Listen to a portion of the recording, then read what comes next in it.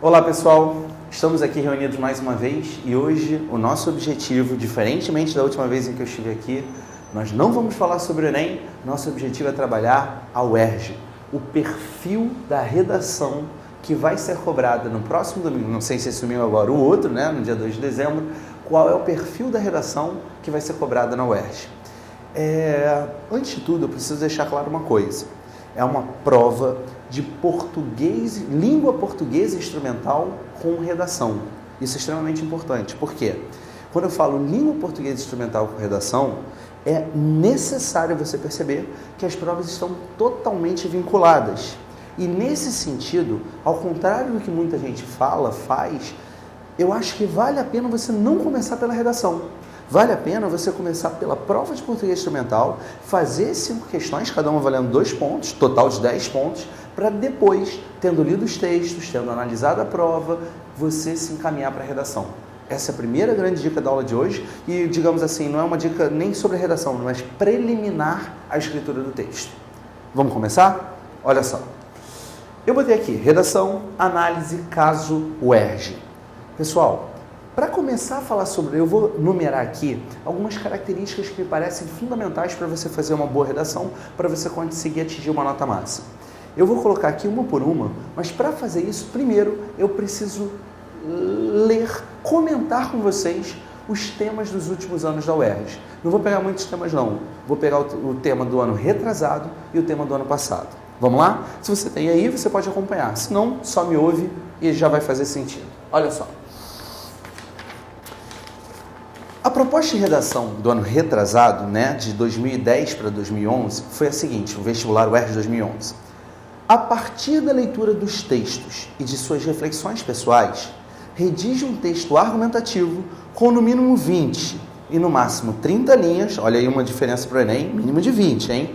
Com mínimo de 20 e no máximo 30 linhas, em que desenvolva sua opinião acerca da ocorrência ou não de um empobrecimento das formas atuais de comunicação entre as pessoas. Não sei se eu li muito rápido, então vou repetir. Ele quer que você dê a sua opinião, você manifeste o seu ponto de vista sobre o empobrecimento ou não das formas atuais de comunicação entre as pessoas. Já eu comento um pouquinho mais. Vamos ler o do ano passado? Tem uma introduçãozinha proposta que é assim.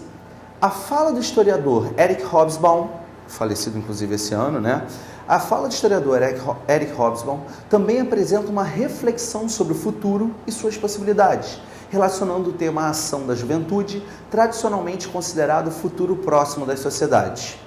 A partir da leitura dos textos e de suas elaborações pessoais sobre o tema, redige um texto argumentativo em prosa, com no mínimo 20 e no máximo 30 linhas, em que discuta a seguinte questão: é possível para a juventude de hoje alterar o futuro?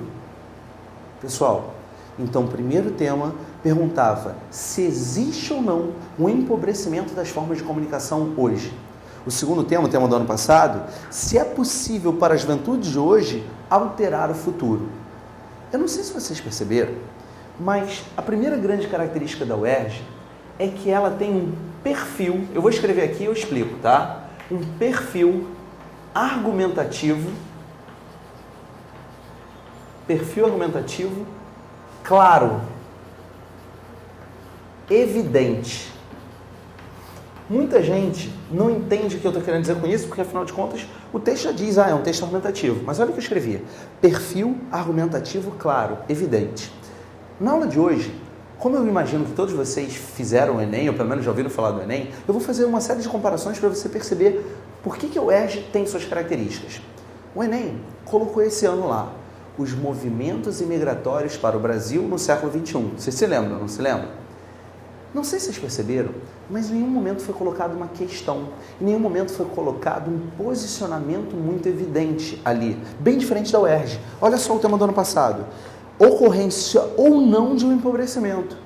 Na verdade, você pode dizer que sim, há um empobrecimento das formas de comunicação entre as pessoas, e aí você pode falar de Twitter, Facebook, redes sociais, fóruns na internet, muita gente escrevendo de forma até certo ponto simplória, precária, digamos assim. Você pode dizer que Não existe um empobrecimento, que na verdade existe uma transformação e o fato de estar se transformando e o fato de a gente estar escrevendo de repente menos ou de forma mais sintética, isso não significa que a linguagem esteja sendo empobrecida e simplesmente que ela está se modificando.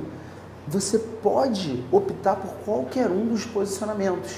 Isso faz com que a argumentação fique bastante clara, fique bastante evidente e, claro, a UERJ quer que você se posicione de fato. Olha do ano passado. É possível para a juventude de hoje alterar o futuro? Não é uma pergunta? Quais são as 3 possibilidades de resposta? É possível para a juventude de hoje mudar o futuro? Primeira resposta, sim. Segunda resposta, não. Terceira resposta, talvez, observadas determinadas condições. É um posicionamento intermediário.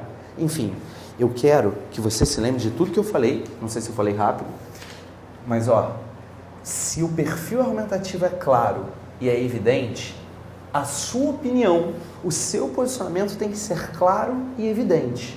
Não dá mole de deixar o cara da banca com algum tipo de dúvida em relação ao que você pensa. Aquilo tem que ficar muito claro desde o início, e aí vale a pena você lembrar quais são as funções de uma introdução. Chegando ao fim, você tem que ratificar, esclarecer, corroborar, reforçar aquilo que você pensa. Tudo bem?